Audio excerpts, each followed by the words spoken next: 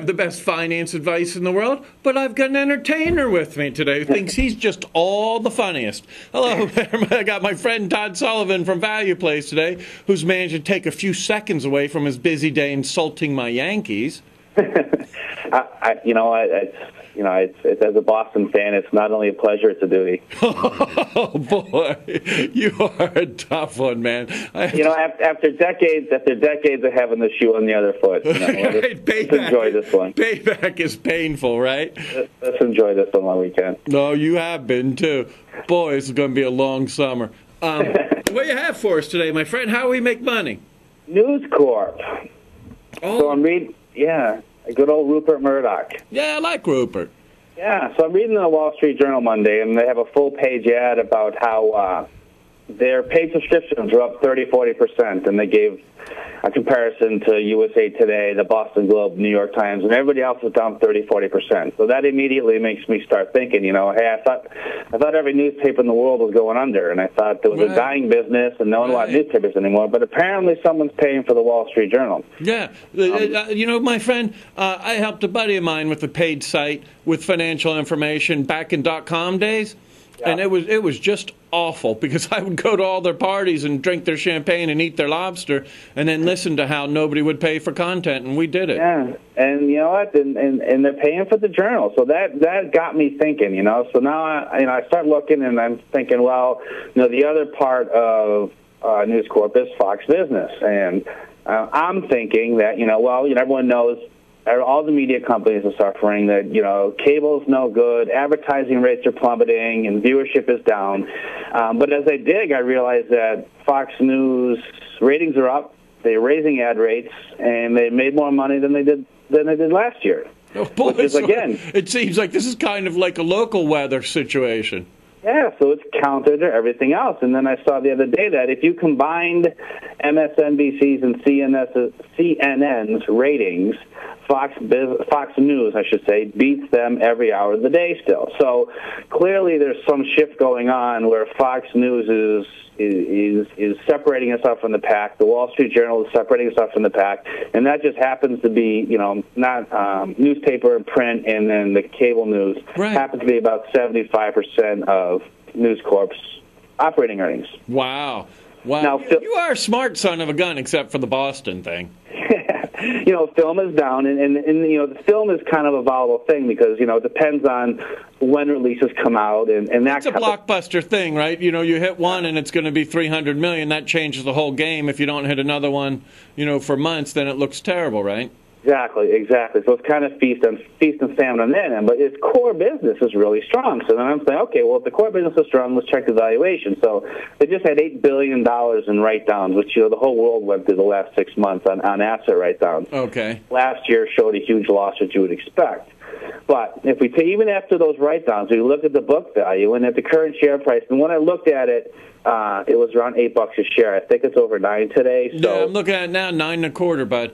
Yeah, so this will be a little bit skewed, but it's only trading about 60% of its book value, even after these huge write-downs. So it's in a sweet spot. Its operating businesses are really humming despite the environment they're operating deteriorating rapidly. So, you can assume that when if things ever get back to normal, it's going to go off like a rocket, right? Exactly. It's just kind of like the automation thing. You have a terrible operating environment, but you're capturing market share, raising prices. They don't have any significant debt due for over 5 years. Now, I'm sorry. Go ahead. Oh, go ahead. I wanted to ask you, though, because I've owned them at different times, right, News Corp, and I don't now. I'm just a little worried. Rupert, God bless him. I love him, and he's one of my idols. But he is getting up there, and, he's had problems with all the kids, and I don't know that there's a clear succession plan in place.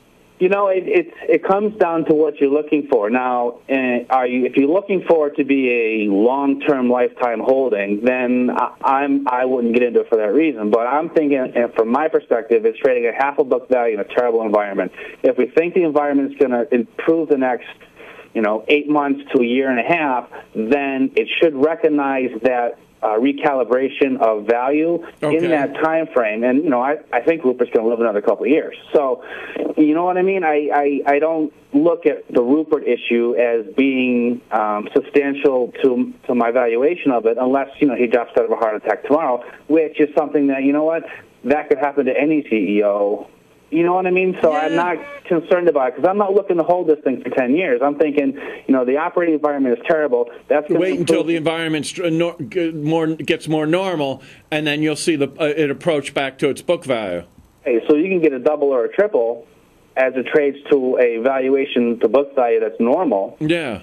And you get rid of it. I don't know that I want to hold a media company forever because it seems the only people who really make money off those are controlling shareholders. Right. But as far as getting something and getting it to get to value, I think that could happen rather quickly here. Nice. Well, we picked up a buck since you did your research. Yeah, and I got to start buying before I post that thing. We're putting the horse or the cart before the horse here. Now, you also had a great one. Now, I didn't get all the way through, but you have a video on your site of Seth Klarman. Yeah, it was funny. 2 days after I did the News Corp post, there's the video that Klarman did for the Ivy School up in, I think it's Toronto. And, he briefly, it's an hour video, but it's, if you consider yourself even remotely a value investor, download it and watch it at least once a week because it's fantastic stuff. But, he briefly touches on News Corp, and he thinks the breakup value in the current distressed environment is $15 to $20 a share. Wow. And in normal operating environment, $20 to $30. So, right there, you're looking at a double or a triple. And that's even worst case, right? Something, God forbid, happens with Rupert, right? Yep. And then they say, like, okay, we're going to bust this up. Exactly. So, that's breakup. So if you're talking just from operations, you could be well in excess of that. So, it's something that, you take a hold and you look and, Fox News, Fox Business is the wild card. It's still losing money, and I think Rupert said for the first 2 or 3 years he expected it to. Well, they need to get you on. Yeah, exactly. You called the last one. I mean, what the heck else do you have to do? Learn to cook? Yeah, exactly. Rupert, are you listening? So maybe, what we want to see from Fox Business, I think they're going to release more ratings information on that towards the end of this year, and that'll give us more of a gauge as far as Fox Business and the future of that and how that's going to fit into the pie. So, they have the NASCAR, they have the NFL football, they have Major League Baseball, so they're well positioned in the consumer environment, and they're making money, and that's no small feat today. So. It is very similar to your AutoNation. It is. They're appearing to be the strongest competitor in a weak environment, and when that happens, the stronger it gets stronger when the environment gets better. And it's kind of a no-lose scenario. So beautiful. Well, do you own any of this now? No. I didn't, and I'm not buying it right now because in my soul, I think we're headed for a sell-off. And why pick up now if you can save a buck? I think so. I think when the tide goes out, it takes everything with it, and. Yeah.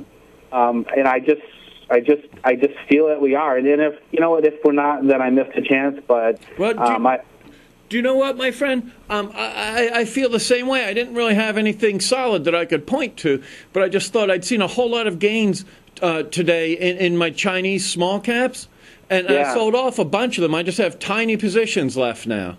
Yeah. It's too much.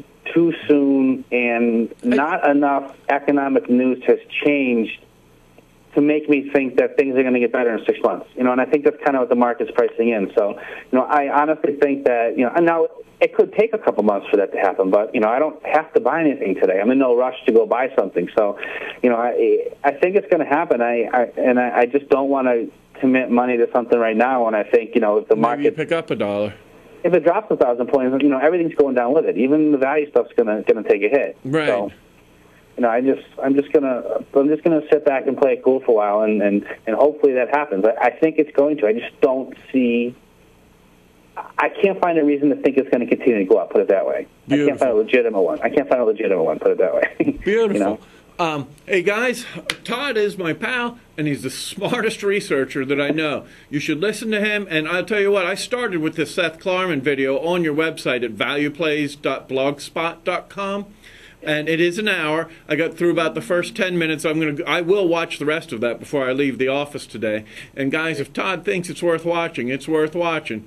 Todd, thanks very much for joining us, and I'll talk to you soon. My pleasure. Easy on the Yankees.